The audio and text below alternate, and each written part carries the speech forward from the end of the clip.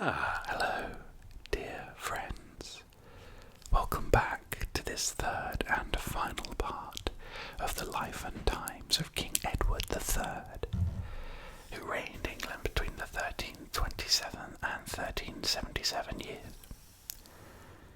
The book is wonderful, with chronicles taken from chroniclers and observers of the day, who write their own personal first-hand accounts of what they see, offering us quite a unique perspective of this period in time.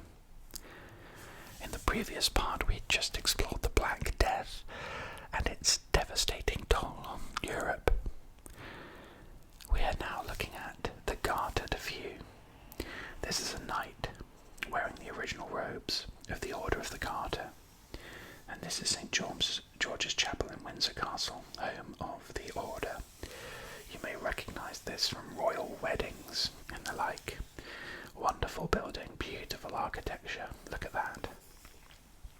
So by the mid-1400s, 2 centuries of essayists and romance writers had brought the code of chivalry to its fullest refinement.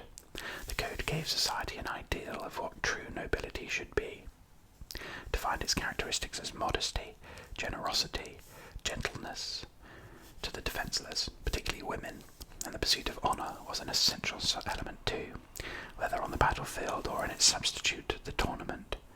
So by this code, the aristocracy defined itself as the elite in medieval society. A man or a class that did not pursue chivalry was not noble.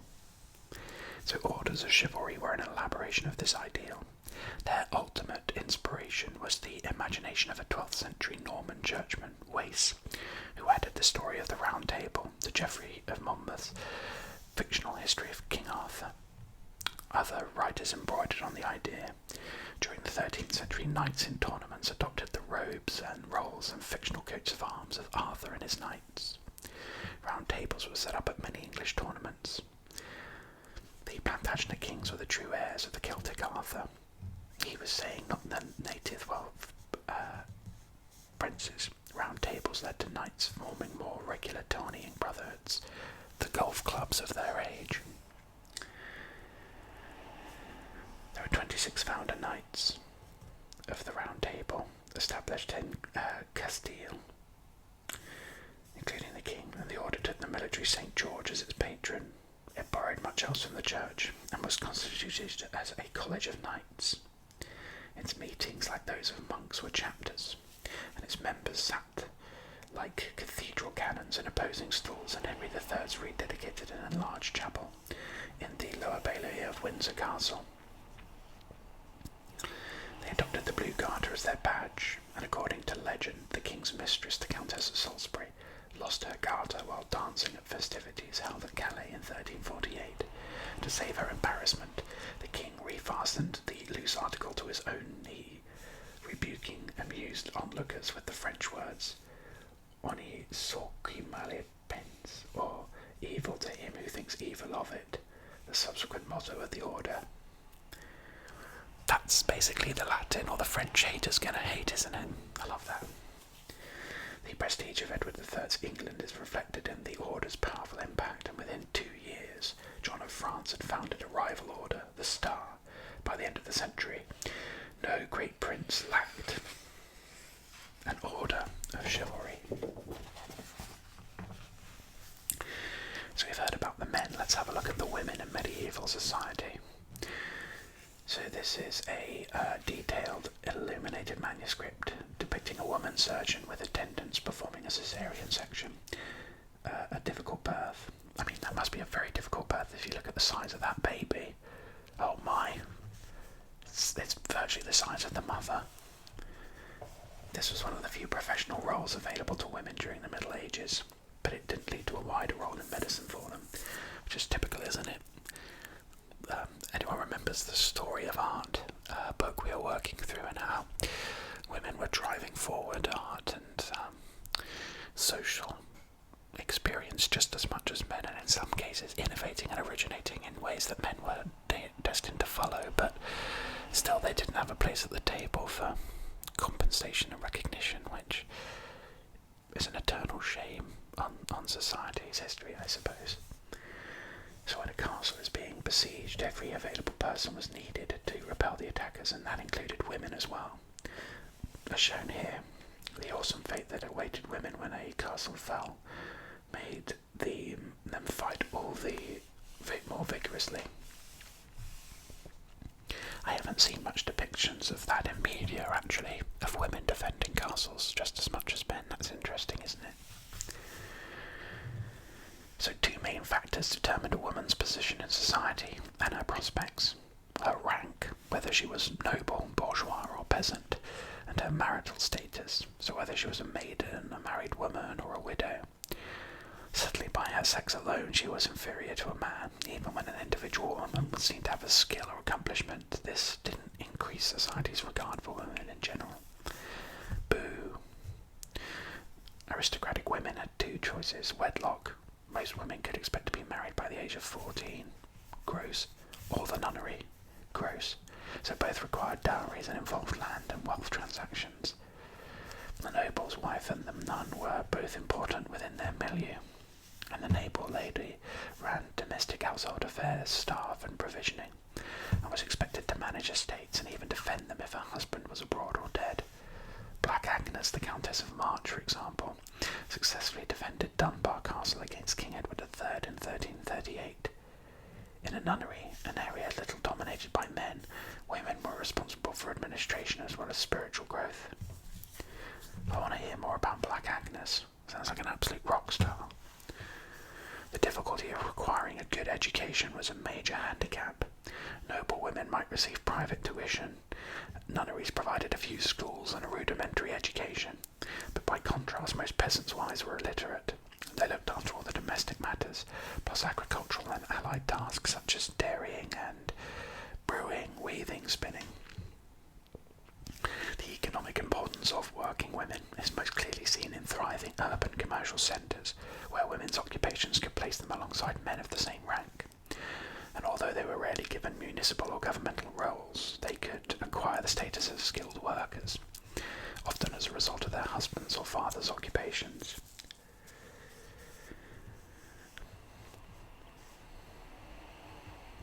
Women could be apprenticed to men or women traders and so receive a vocational education. In 1364, sureties were given for Agnes, wife of a London cutler, that she would teach Giuseppa, her apprentice, and feed and clothe her, and not to beat her with a stick or knife. I love that has to be a clarification in apprenticeship. Don't beat them with a stick or a knife. I need that in writing. Women were accorded a certain status in the one area in which they could be experts: gynecology and obstetrics. Midwives carried out surgical procedures and cesarean sections, and all women were expected to know something of family medicine. And nevertheless, if they wanted to be professional physicians, they found that, with a few continental exceptions, university medical facilities were closed to them. Some women might reach the rank of barber, but any who tried to put their knowledge of medicine into practice were called ignorant amateurs and presumptuous women by physicians. Of course they were. Thinking of midwifery and cesarean sections, I mean, anaesthetic hadn't been invented by this point, so what on earth did they do before making that cut into the abdomen? I mean, that sends shivers down my spine just thinking about it. Of course, one of the famous figures of history is the Black Prince. We have here Edward III granting the Black Prince the Principality of Aquitaine. The young Edward, the Black Prince. Here's a little bit of a chronicle here of him. The Prince of Wales, in 1356, advanced into French lands, making for the plains of the Limousin and Berry. As a good leader should, he instructed his men not to approach the enemy tentatively, but their flesh protected with worldly armour, and their souls with the sacraments of penitence, to be prepared to defeat those who had rebelled against the King of England's peace. After a profitable raid into the King of France's lands, the Black Prince returned towards Gascony, skirmished with a French reconnaissance party near Poitiers, and 2 days later, on the 19th of September, led his forces into the field against the army of John II of France. All told, the Prince's army was composed of exactly 4,000 men-at-arms, 1,000 armed sergeants, 2,000 archers. The French nobles drew near with great pride, thinking little of the English, whose numbers were inferior to their own. The French host consisted of 8,000 men-at-arms under 87 standards, and an uncounted throng of sergeants. Many of our men complained because a large portion of our army had been sent off earlier to protect Gascony. Prince Edward saw that the hill near to his forces was entirely surrounded by fences and ditches, its slopes being covered in one part by pasture land, thick with bushes, and in another by vineyards and elsewhere by sown crops. It was in the cultivated area that the prince planned to stand against the French army. In between our troops and this hill was a deep, marshy valley through which ran a river. The prince's section found a narrow ford and crossed the river with carts. So it sounds like we're setting up for an attack here in the Chronicle. We'll take a look at that again in a moment, but the Black Prince enjoyed such a high reputation since the 14th century. It's impossible to separate the man from the legend. His life was spent in the pursuit of chivalric ideas, whether or not he was fighting in battles or jousting at tourneys or courting the affections of his beloved and beautiful wife, Joan, the fair maid of Kent. He was born in Woodstock in June 1330, and the prince was christened Edward after his father. He became Earl of Chester in 1333, Duke of Cornwall in 37, and Prince of Wales in 43. By his early teens he had a large household of 120 servants, and assumed the ostentatious and extravagant lifestyle expected of a Plantagenet prince. He had a taste for fine clothes and was addicted to gambling.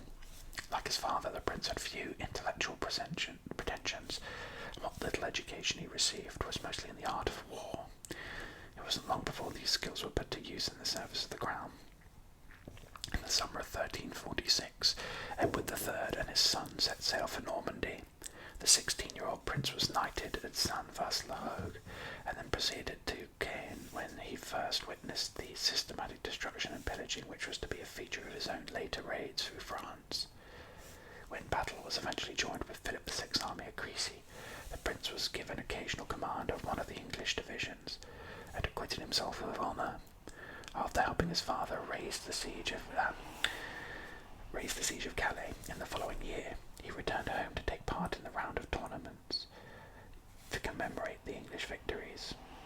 He had established an enviable reputation as a military leader while still a teenager, and was duly rewarded in 48 when he became a founder member of the Order of the Garter. The Black Prince found it difficult to adapt to civilian life. In the early 1350s, he dutifully attended parliaments and led diplomatic missions, but made no personal impressions to their proceedings. He showed more interest in the administration of his estates, and in 54 went to Cornwall, where Westall Castle was specially fitted out for his use, but he was never bothered to visit his Principality of Wales. War provided him with raison d'être. He was delighted when peace talks failed in 1355, so he was offered the opportunity to lead an English expedition to Gascony. This was the start of a series of campaigns in southern France that was to culminate in 1356 in the Battle of Poitiers, the finest achievement of the Black Prince, by then Prince of Aquitaine, and one of the greatest English victories of the 100 Years' War, which I assume we're hearing about here. The enemy, realising that the prince's standard that had recently been visible had become hidden from view behind the hill, assumed that the prince had taken to flight, and thus deceived, set off in pursuit of the supposedly retreating prince. Pikemen were met on the slope by knights from your 1st Division stationed there, who was specially equipped to parry the attacks of pikemen. The men came together in a fearful conflict of lances, swords, and axes.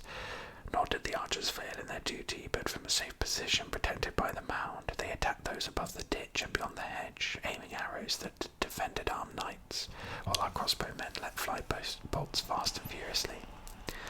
At the same time, the archers stood their ground in the marsh against the incursions of the French cavalry. But in this they were only moderately successful, for the French knights had been instructed to trample the archers beneath their horses' hooves and thus protect their own men from the arrows. And so continued the furious carnage. The fanfare sounded, the trumpets, horns, and pipes answered one another, and echoed from the stony sides of the valley through the woods of Poitou. You would have thought the mountains themselves were moaning to the valleys and resounding into the clouds. And these mighty thunderclaps were not without their fearful lightning flashes, for the shining armour glittered golden in the light, and the spears shone with their polished steels, their points like lightning bolts, shattering anything in their path. Then the threatening mass of crossbowmen France, and the field was shaken by a fatal shower of arrows sent forth by the English archers. That's beautifully written, isn't it? As an account. Here we have John the Good. John II spent the best part of his reign in London, a prisoner of the English king. And we've got John II here captured at the Battle of Poitiers outside the city walls. And hand fighting between dismounted knights proved both bloody and fierce. And so this is the Battle of Poitiers, where in 1355 Edward III planned a three-pronged attack on France. The Black Prince was sent to Aquitaine. The Duke of Lancaster led an expedition to Brittany, and Edward's cousin Charles the Bad, King of Navarre, proposed to attack the French in Normandy. In the event, Lancaster's mission was delayed and the Normandy expedition never took place, but the Black Prince persisted with his campaign. In August 1356, he marched northwards from Gascony to meet up with Lancaster's forces, where he reached the Loire, with all his bridgeheads were blocked. His army of 6,000 men stood alone to the superior numbers of John II of France. Contemporary accounts of the Battle of Poitiers differ, but the main course of events is reasonably clear. The English prince occupied a defensive position on high ground, where hedges, trees and vineyards obscured the view and hindered the French attack. He adopted the tactics of Crecy, countering a French cavalry charge with a hail of arrows, and then leading his dismounted knights into hand-to-hand fighting.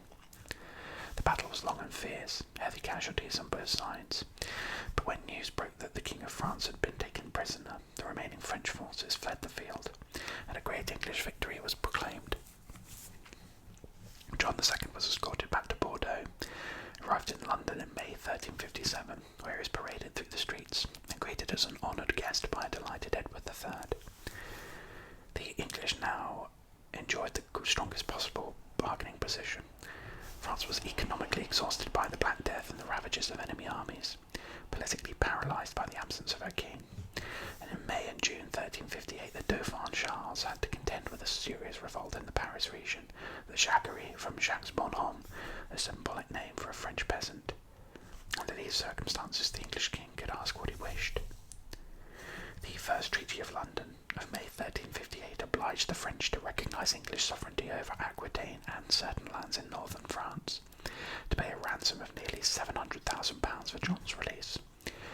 When the money was not forthcoming, Edward pushed ahead with a series of outrageous and provocative demands. In the Second Treaty of London, he requested not only the lands and the ransom agreed in the previous year, but also the cessation of a huge block of territory in western France, including Normandy, Brittany, Maine, Touraine and Anjou. The idea was anathema to the Dauphin, and the proposals were dismissed out of hand. Edward announced a campaign to conquer France itself. Late in 1359, Edward and his sons landed at Calais with a large army. They headed for Rheims, the traditional coronation place of the King of France, where Edward apparently hoped to assume the title to which he had laid claim for some 20 years. However, faced with the prospect of a long siege, he lost interest and moved south to Burgundy, where he and the Black Prince, contented themselves with ravaging the countryside. The English army then advanced on Paris, but a siege didn't seem viable. Edward resumed negotiations at Brittany in May 1360. The resulting Treaty of Bretigny was a compromise. Edward III got the lands he originally demanded, but John's ransom was reduced to £500,000, and in return for France renouncing all rights in Aquitaine, Edward would abandon his claim to the French throne. The settlement brought Edward everything for which his predecessor had fought for since the 13th century, but it put its end to his pretensions to rule in Paris as well as London, which was a considerable blow to English pride. 9 years of peace followed, during which Edward lived sumptuously off the profits of the French ransom, but it wasn't long before his valorous king and his ambitious sons looked to the prospect of further glory and further gains in the Kingdom of France. So the game of war. Here is the final stage of a siege, and Edward's victories earned him a Europe-wide reputation, but after the capture of Calais in 1347, the war with France settled down to a slow, controlled tempo of skirmishes and sieges. In Gascony, Brittany, Normandy, and around Calais, a desultory war continued with little advantage to either side. Edward returned because of his new prestige to government, because of complaints of misgovernment, so he came back. But it was clear he couldn't raise taxes for another great effort. The strength of Edward's position is shown by the demands he made in peace negotiations.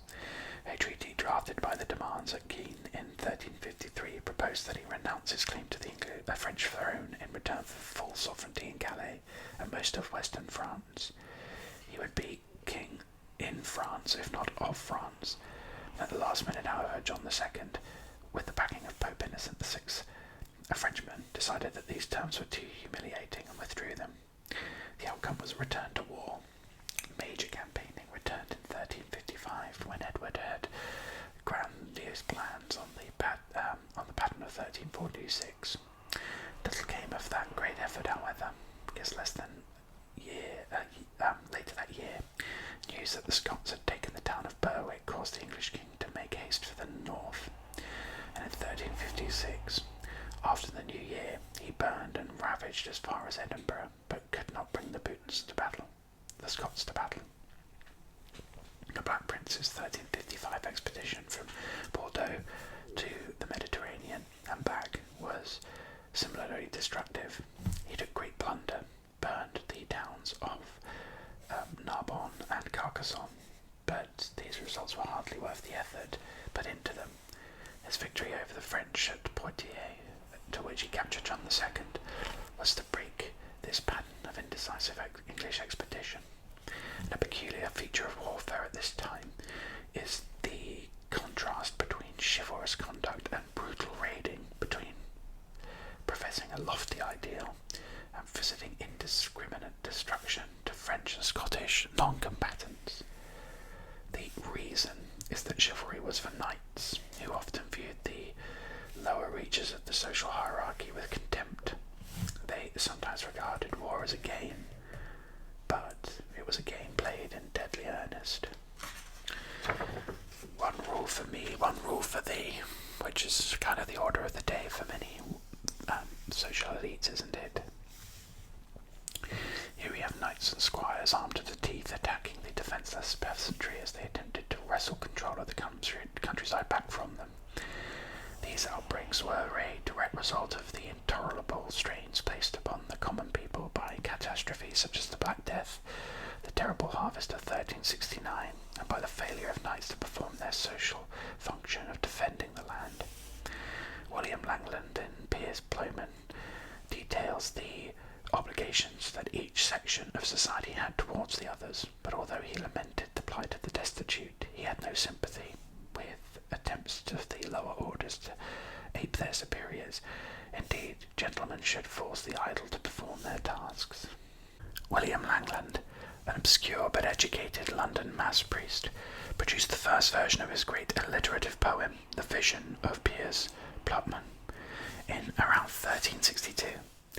The complex allegory has been interpreted in many different ways. However, at the start of the poem, Langland analyses the evils which had afflicted all social classes in contemporary England. The emphasis is on sins originating from economic motives, characterised by Lady Mead, who personifies desire for unearned reward. The welfare of the community is equally prejudiced by the avarice and irresponsibility of the ruling classes, and by the idleness of labourers. Langland perceived the social and economic crisis that resulted from the continued onslaughts of the Black Death. The mortality rate of at least 30% caused a catastrophic shortage of labour, and in the next decade incomes for surviving peasants rose dramatically, and labour services traditionally due to lords were increasingly resented as degrading badge of civility incompatible with rising economic status. Great landlords faced by falling rent rolls and deserted holdings automatically pressed their tenants harder. The aspirations of the peasantry and the concerted rearguard action of lords were irreconcilable, and the clash of economic interests soon led to insurrection. Langland wasn't a social revolutionary, though. Men might be equal in the eyes of God and even before the law, but they differed in function and degree. The knight of the poem is exalted by Piers, never maliciously to ill-treat or exploit his serfs, but he should not labour at the plough himself. His function is to protect the community, and in France the nobility's failure to do this had been the primary cause of the CHRONICLES, the peasant rising of 1358, and in England, refusal of landlords to channel legitimate profits into socially beneficial causes led to simmering discontent. The theme of Piers Plowman's is that unless all classes dutifully discharge their divinely ordained functions in accordance with natural law, nemesis will descend in the form of hunger and social disharmony. So we're essentially saying everybody needs to know their place, whoever they are. War, English style. Above here we have English archers training. Constant practice was an important reason for the effectiveness in battle. So between the accession of Edward I in 1272 and the mid-14th century, there was a revolution in the way English armies were raised and fought. The tactics adopted at Crecy in 1346 had been developed through long experience, brought to perfection in the long wars against the Scots. This combination of dismounted men-at-arms and archers was to remain the English way of fighting, with some other variations until at least the end of the 15th century. Heavy cavalry had been recruited by feudal summons since 1066, but this was always summoned by paid services of hired knights. By 1300 there were only about 1,000 active knights in the realm. They were supported by men with lands worth about £40 a year, squires and sergeants. These were the men-at-arms. The infantry, spearmen and archers were raised by commissions of army who toured local communities on the king's behalf. By the 1330s it consisted exclusively of archers. During the 100 Years' War it also became increasingly common for the king to use archer method of raising troops. Barons and other captains, knights, squires and even clerks undertook by contracts called indentures to supply agreed numbers of men-at-arms and archers for fixed payment. Henry of Lancaster took such retinue to Gascony in 1345. It comprised of 500 men-at-arms, 500 mounted archers and 1,000 footmen. These contracted armies were effective both militarily and financially, and once in France the English lived off the land and enriched themselves with plunder and the ransoms of captured lords or territory. The armour of the men-at-arms developed rapidly until by the mid-14th century the suit of plates was common. It gave more protection and mobility than the old mail, an important consideration when fighting on foot. The men often fought in pairs. Each couple had a lance to meet the first shock of the enemy charge, then stood back to back in the middle, armed with sword and shield or other weapons.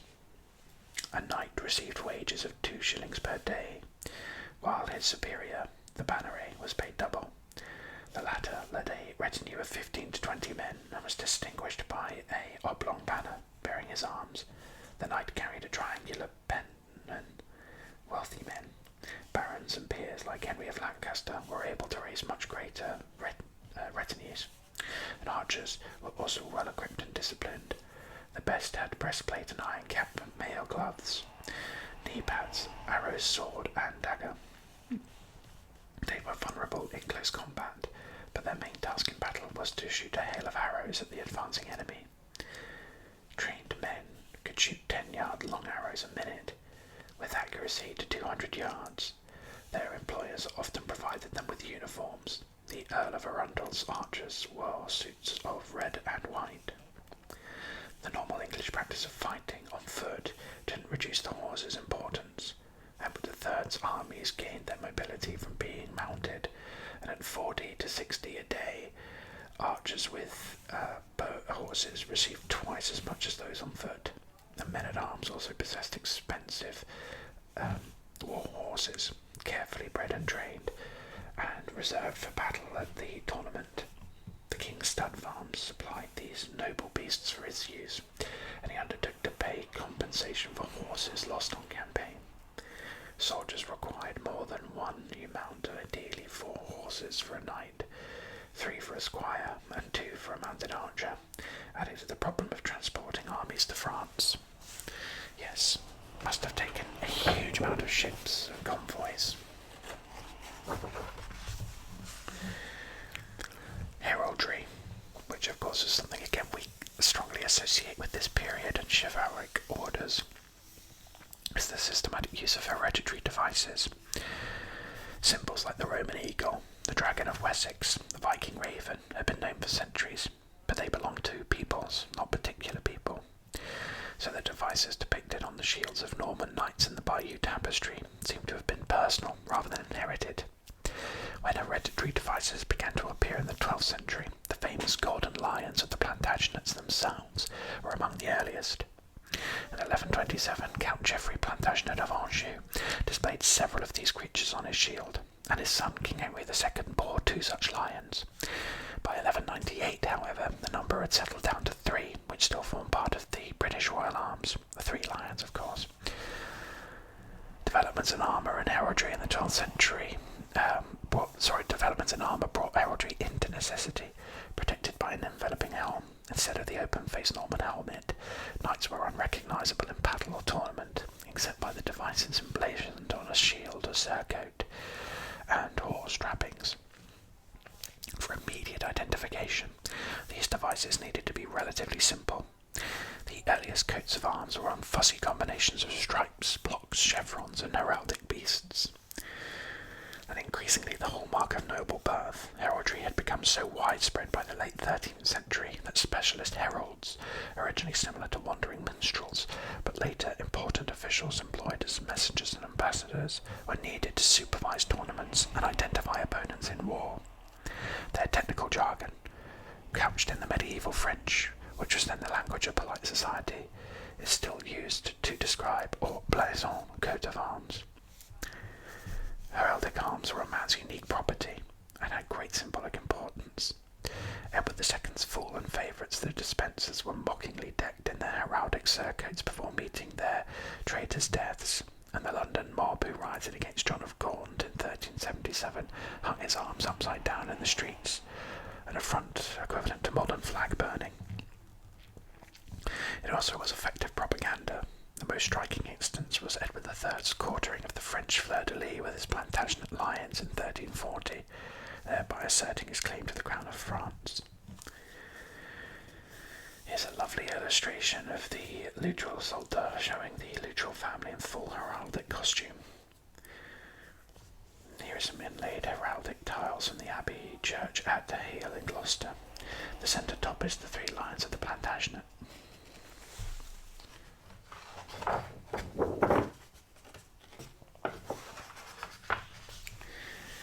So we'd heard a lot earlier about how Edward III had taken to taking on a lot of money and debt from Italian merchants.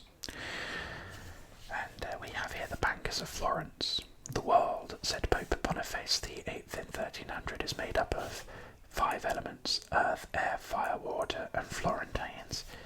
So with this compliment he acknowledged the tremendous importance of Florence to contemporary Europe and the all-pervading influence of her citizens.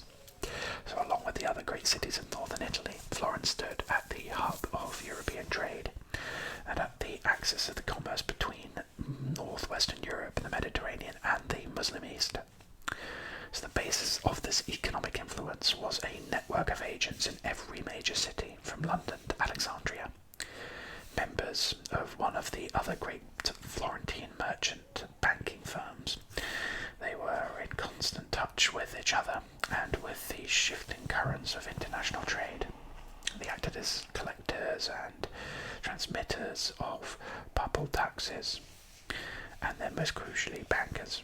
They also offered loans of sometimes staggering magnitude, albeit at highly profitable interest rates, disguised in various ways to circumvene the church's ban on money lending. The Florentines had first been attracted to England by her wool, much the finest in Europe. They exported it to their home city, where an army of weavers and dyers, more than 30,000 according to the Florentine Chronicle of Villers, almost equivalent to the contemporary population of London, converted it into high-grade cloth. So by the time Edward III came to the throne, Italians effectively controlled English wool through their position as royal bankers, their stranglehold on royal finances. The ramshackle credit system continued to work while Edward's borrowing was kept within bounds, but in 1336, when he began preparations for invading France, beginning the conflict later known as the 100 Years' War, it rapidly broke down. To buy European allies, Edward demanded loans equaling 3 times his annual income, and he was unable even to pay the interest on them, but the Florentines, locked into the system, couldn't refuse. As Villani put it, their great folly, undertaken through good for profit or else to recover that for which they had foolishly lent already, was to put all their wealth into the hands of one lord. I mean, it's amazing, isn't it? Since the introduction of major banking here in the 1300s, we are still seeing bizarre decisions that are focused on, greed and gain and collapsing the system in exactly the same way that we've seen in recent times and throughout history. It's almost as if human beings can't be trusted with large amounts of money. Here we have Florentine bankers keeping a close eye on their reserves of gold coin and a gold florin adorned with the lily badge of Florence. Speaking of Italians, we have Boccaccio here. Giovanni Boccaccio is the father of the European short story. The Decameron is a collective of tales written about 1350 and received by the Tuscan merchant families, avidly received, who were his first readers, and continues to arouse and delight today. Boccaccio spent his adolescence and earliest years as a writer in Napoli, or Naples, one of Europe's richest cultural centres. His father was an important leader of the Florentine Bardi Company, banker to Robert of Anjou, King of Naples. The works he composed there, including his long poem, the Filostrato and the Filocolo, a prose romance, was inspired by the literatures of courtly love and chivalry.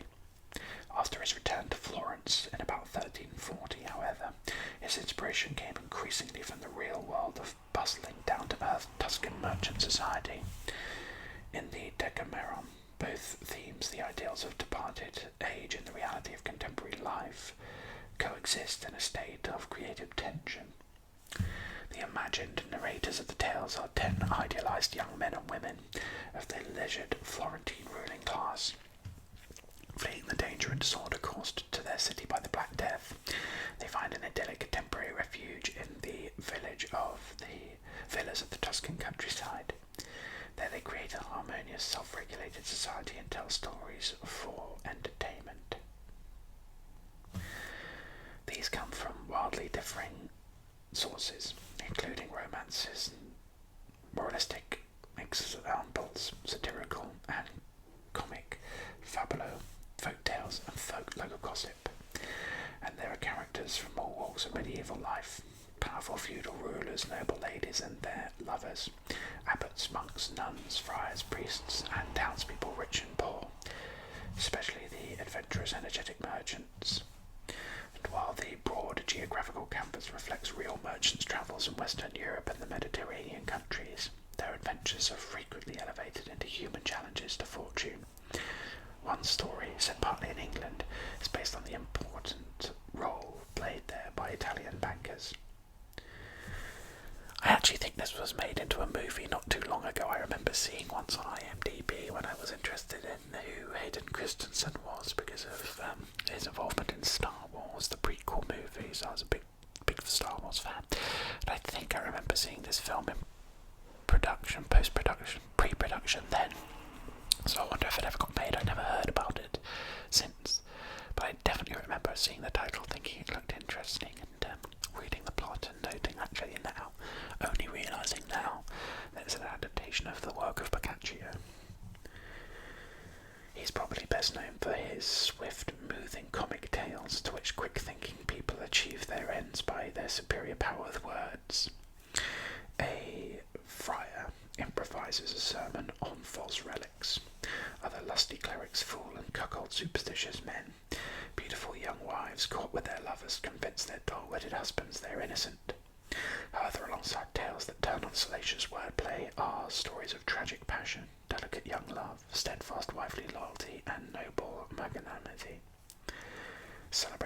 of storytelling, Boccaccio's 10 Days portray humanity's weaknesses and triumphs in earthly terms that foreshadow Renaissance attitudes.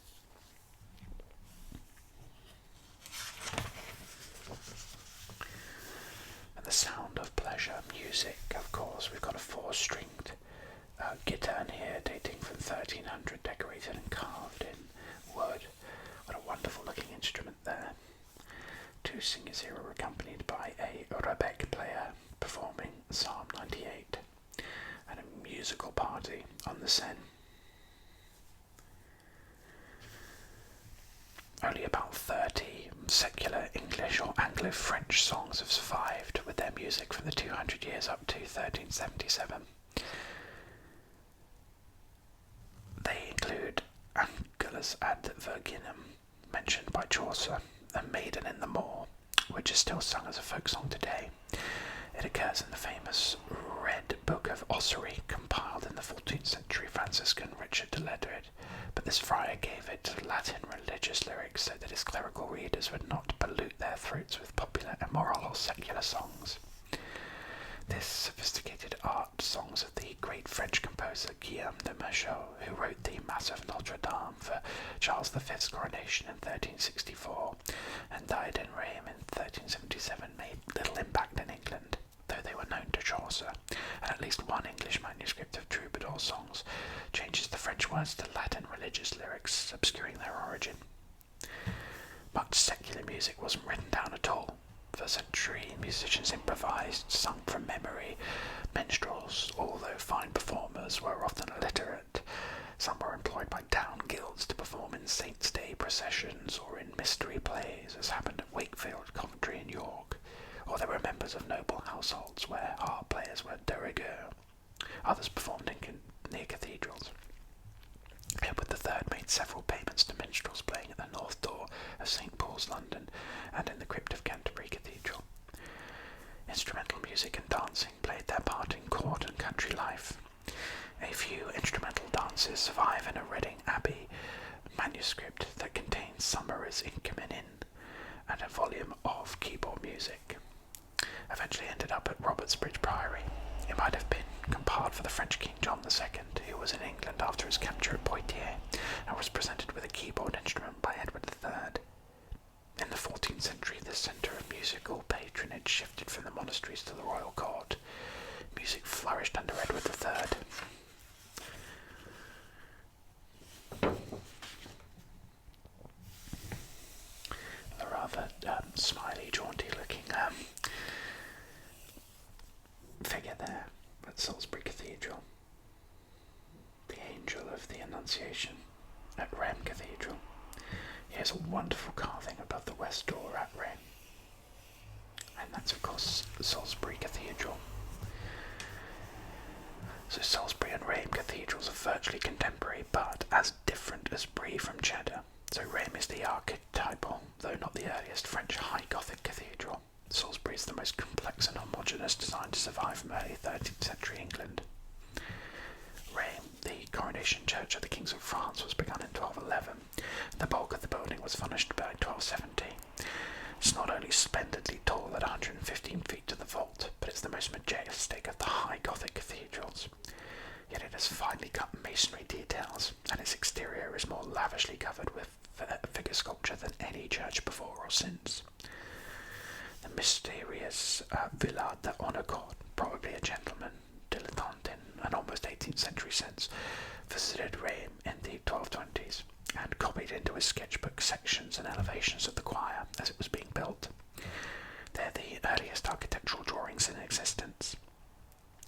Many sculptors worked at Rheims, and among them were two of the finest artists of the Middle Age. Both are anonymous. The Joseph Master produced the saint from whom takes his name, and also the enchanting Angel of the Annunciation. Crisp as sugar icing with a coy giggle verging on the improper. In contrast to the soaring height and lavish sculptures of Rheims, Salisbury is long, low, and restrained, almost chaste. Began in 1220, finished by 1250.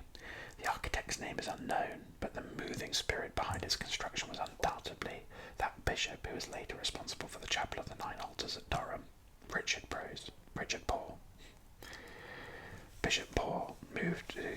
church of his diocese from the windswept uplands of Old Sarum to the plain by the river Axon, Avon below.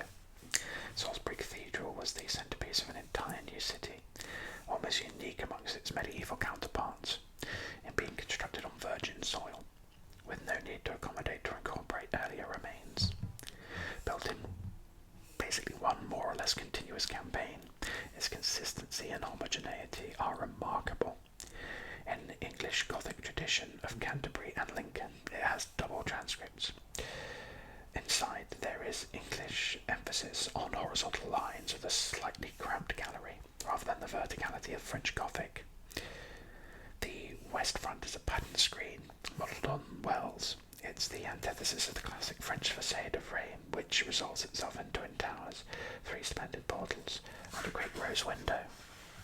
Of course, Salisbury Cathedral was the height of great controversy, wasn't it, with the Russian intelligence agents coming over here recently with a nerve agent. You have the flying buttresses here supporting Rheims Cathedral, absolutely stunning. Just marvellous construction, and the fact that these take lifetimes to construct. The people who would have started working on these wouldn't have lived to see its completion. People would have taken over. This is a sketch made by Villard de Onnecourt during construction of the buttresses. And below here is the nave of Salisbury Cathedral, which shows both the rows of windows and the vaulting overhead. In the English Gothic tradition, Salisbury has double transepts and a square east end. Stunning buildings, just wonderful physical heritage of the time.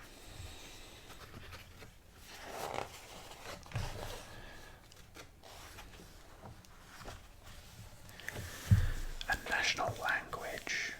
So although in 14th century England everyone spoke some form of English, French was still the language of polite society, and it was used for less formal government business, and it wasn't transcribed in Latin. The country, gentry and middle class continued to use French for normal correspondence. There's almost no existent English letters before 1400. The coexistence of a French and English language slowed down the development of the native tongue as a national language, and in addition it was more difficult to translate written Latin into English than into the more closely related French.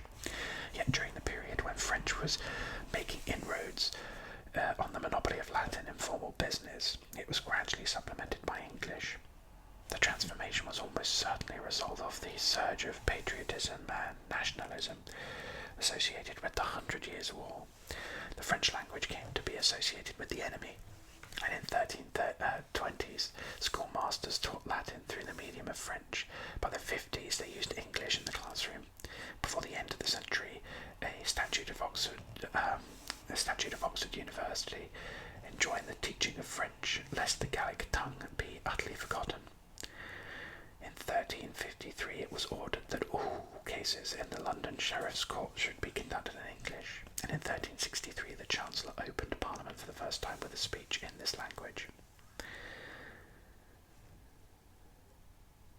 Geoffrey Chaucer, whose Canterbury Tales was written in the 1380s, recreated English as a literary language, but its full influence was only felt in the next century.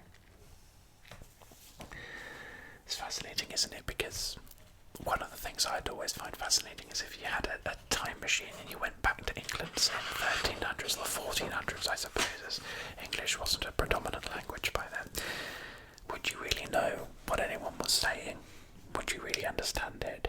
I've seen some great videos on YouTube of people trying to recreate or deliver what English may have sounded like at the time, and how you actually would barely have been able to understand each other, even if you were English from this time to that one. Of course, we had the glorious Houses of Parliament here, and the reopening of war with France in 1369 marked the beginning of the final inglorious phase of Edward III's reign. Queen Philippa was dead, the Black Prince stricken with illness, the king himself was declining into premature old age. So, effective leadership of the kingdom passed to Edward's third son, John of Gaunt, Duke of Lancaster, who lacked the stature and popularity popularity of his heroic older brother. The war went badly from the outset. The English found themselves on the defensive, holding on to continental possessions they'd won in 1360.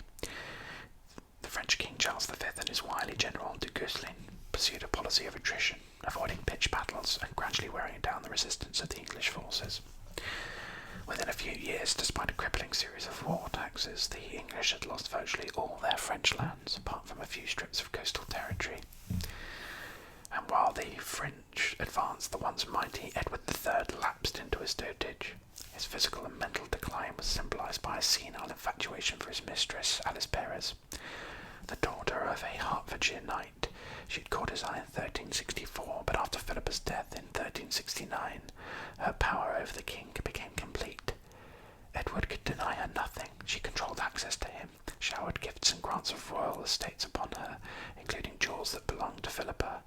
There were rumours that she was in league with a friar versed in black magic who made wax models of Alice and Edward, betraying the king as a puppet in her hands. England had seen royal mistresses in the past, but never one who had influenced the course of justice and the government of the kingdom.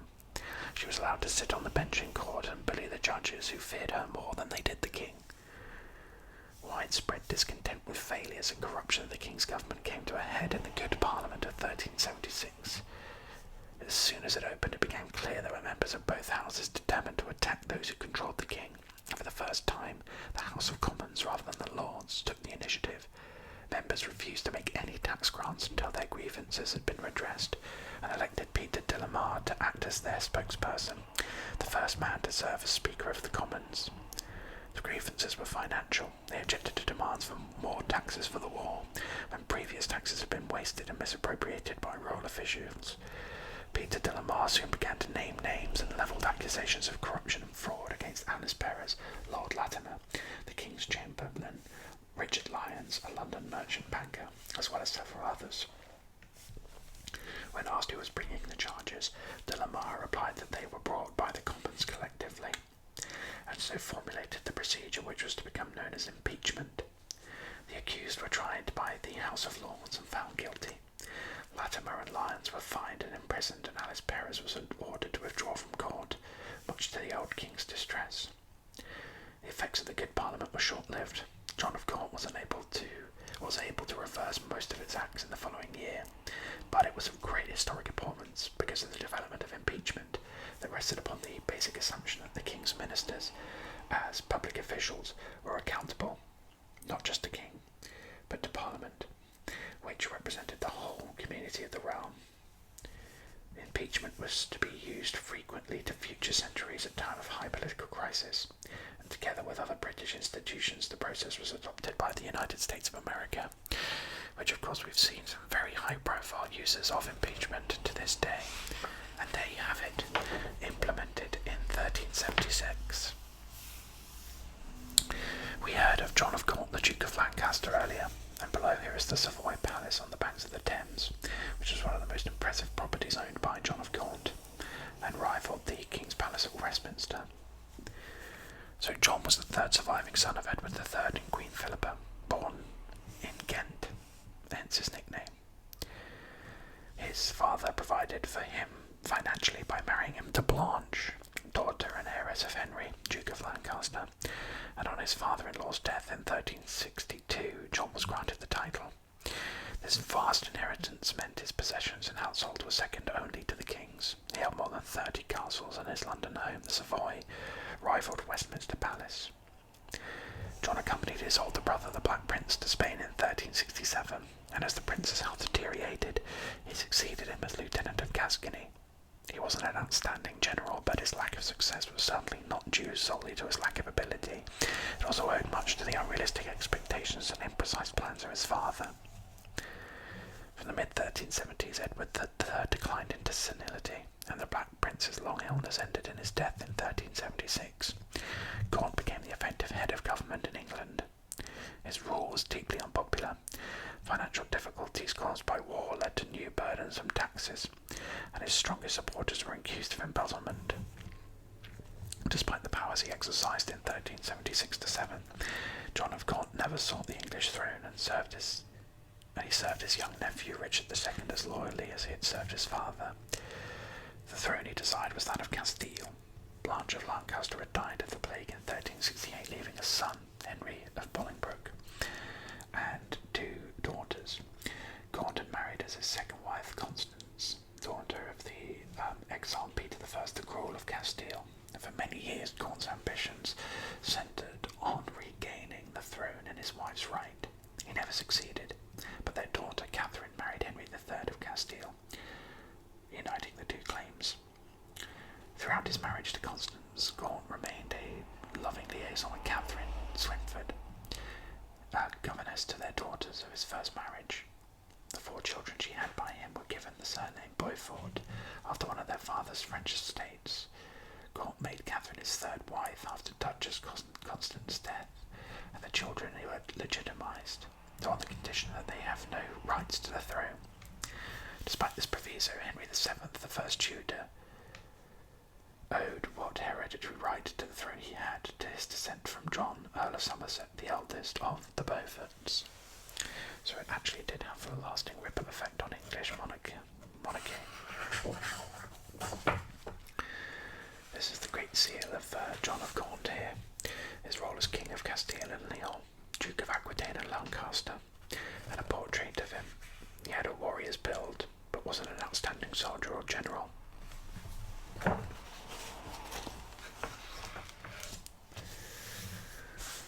The Lollard heresy. Here we have Wycliffe appearing before the prelates in St. Paul's Cathedral from a 19th century engraving. So heresy, Christians teaching contrary to the doctrine of the Roman Church, was virtually unknown in England until the last decade of the 14th century. Resentment against the increasing financial demands of the papacy grew as Englishmen saw streams of English gold drain away to the papal court at Avignon, in the territory of England's mortal enemy, the King of France. This resentment was directed at the Church's acts, not a dogma, and before anti-clericalism and anti-papalism could turn into heresy, an entirely new way of looking at Christianity had to emerge. Its unlikely champion was a middle-aged Oxford don called John Wycliffe, hailed by later Protestant admirers as the morning star of the Reformation, but vilified by Orthodox contemporaries as the devil's instrument, the Church's enemy, the heretic's idol. Wycliffe is believed to have been born in Yorkshire in about 1330. Although he had a considerable academic reputation as a philosopher, he really made his mark when he entered government service in 1371. By that time, with Edward III rapidly declining in dotage and the Black Prince ailing, the real ruler of England was John of Gaunt. Desperate for money to prosecute the faltering war with France, Gaunt looked to the English clergy, already hard-pressed by papal taxation. He needed to stem papal demands and also coerce the clergy into paying even higher taxes to the state. To do this, he harnessed prevailing anti-clerical and anti-papal prejudice and used Wycliffe as his propagandist. The Don relished the task of developing the doctrine that it was the laity's right and duty to reform the erring church. In February 1377, however, the English clergy counterattacked and summoned Wycliffe to answer for his propagandizing. When appearing in St. Paul's Cathedral, Gaunt stood at his shoulder, and in the slanging match which followed threatened to haul Bishop Courtenay of London from the church by his hair. The congregation of Londoners noted in defence of their bishop. Soon afterwards the Pope joined in the condemnation of Wycliffe, who was quickly returned from government service. His greatest work was still to come.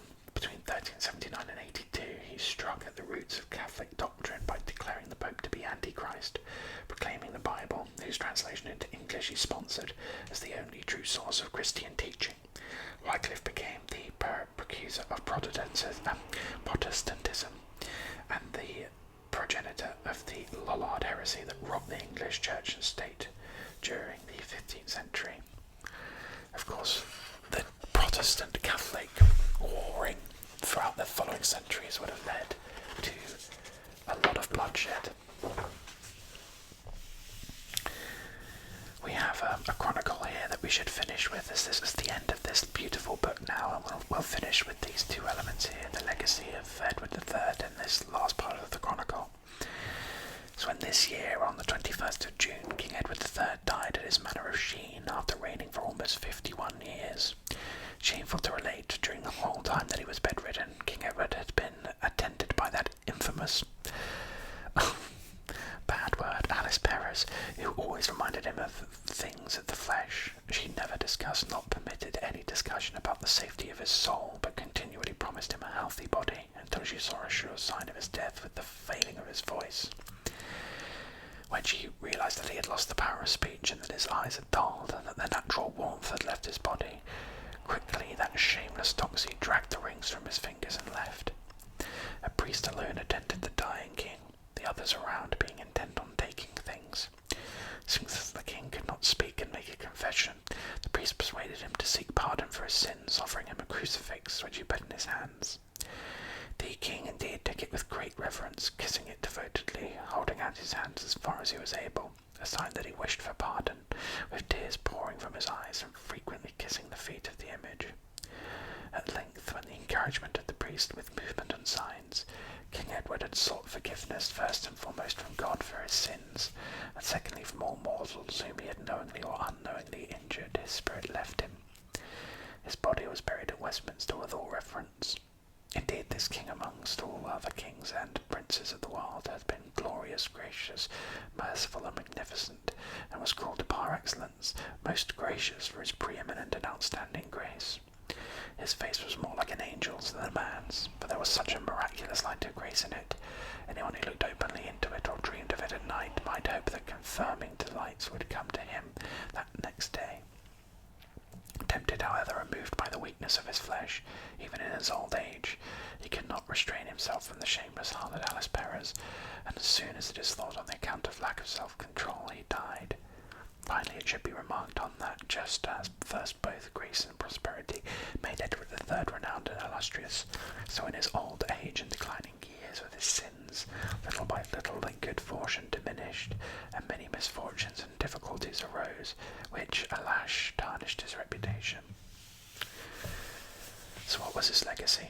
Like his grandfather Edward I before him, Edward III lived too long for the good of his historical reputation. In spite of his great military victories, the latter years of his decline shadow the rest of the triumph of Crécy and Poitiers, the capture of the kings of France and Scotland, the Treaty of Bretagne. He's also been accused of making damaging concessions to Parliament and the nobility in order to secure their support for the war, surrendering royal power for short-term gains and stirring up trouble for his successors.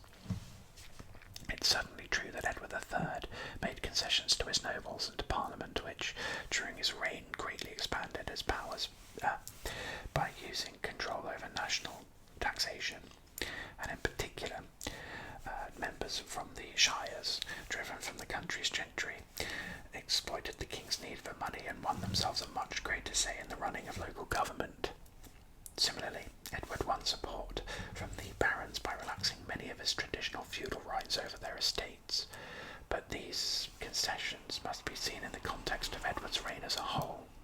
When he became king in 1327, the monarchy had been in its lowest ebb and nobility torn by murderous feuding. Edward saw his task above all others as the restoration of royal prestige and national unity, and to achieve this he waged a victorious war in partnership with Parliament and the nobility. Within 20 years, the bitter divisiveness of Edward II's reign was ancient history, and England was admired and feared throughout Europe for her military prowess. Seen in this light, Edward's concessions looked like hard-headed political realism. He recognised better than most medieval kings that he could not rule autocratically with limited financial and military resources at his disposal. Instead, he had to secure the cooperation of all the English people above the barons and gentry who dominated the localities throughout their estates and provided the troops for his wars. The king brought these groups into government with him as partners. The 14th century was crucial in the growth of national identity in England, a development seen clearly in the evolution of Parliament and the first flowering of English in literature. Edward III's greatest feat was to embody this emergent national feeling and create a new sense of direction and unity of purpose and an intense pride in national achievements in the field of battle. In his reign, as the chronicler Thomas Walsingham wrote, the people thought that a new sun was rising over England, with peace abounding, the wealth of possessions, and the glory of victory. Here we have his effigy in Westminster Abbey. So that concludes our chronicles, our epilogue here, as Edward III's reign has come to be seen by some historians as a period of superficial glory, during which the seeds of the 15th century breakdown of the monarchy were sown. In the words of Thomas of Walsingham's epitaph to Edward, as in the beginning of all things, were joyful and liking to him and to all people. Right, so when he drew into age, drawing downward through lechery and other sins, little by little all the joyful and blessed things, good fortune and prosperity decreased and mishapped. Yet Edward has been much admired for his conquests in France. Even though his death in 1377 they had largely melted away, and the classic traditional image remains today of a great patriotic warrior king. Indeed, the very scale of Edward's success created problems for later kings. His string of victories up to 1360 raised popular expectations to an intolerably high level for his successors, so that when they failed to match up, the backlash of discontent was all the more fierce. Richard II in particular found it impossible to bear the burden of expectations imposed by his grandfather. It dogged his early years, poisoned his relations with the magnates, and was to contribute in no small degree to his ultimate downfall. So there we have it, the end of the Chronicles of the Age of Chivalry. It's been a wonderful journey, I'm sure you agree, through the King Henry III and the three Edwards. So, thank you for joining me. I look forward to having you join me in future for more historical accounts of English history and more. But until then,